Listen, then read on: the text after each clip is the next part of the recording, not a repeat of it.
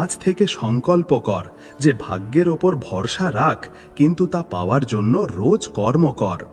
আশা মনে থাকুক, কিন্তু হাত যেন খালি না থাকে।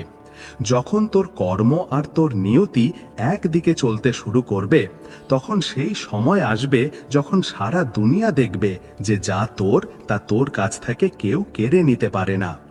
শ্রীকৃষ্ণ বলেন, কখনো কারো কাছে বেশি দেখে দুঃখী হোস না। তোকে যা পাওয়ার তা ঈশ্বর তোকে তখনই দেবেন যখন তুই তার যোগ্য হবি। এই সংসারে আমরা সবাই কোনো না কোনো দৌড়ে সামিল আছি। কেউ কারো সাফল্য দেখে দুঃখী হয়, কেউ কারো সম্পত্তি দেখে হিংসা করে, তো কেউ কারো জীবনে আসা সুখ দেখে নিজেকে ছোট মনে করতে শুরু করে। এইভাবেই ধীরে ধীরে দুঃখ, হিংসা আর নিজেকে অস্বীকার করার দিকে নিয়ে যায়।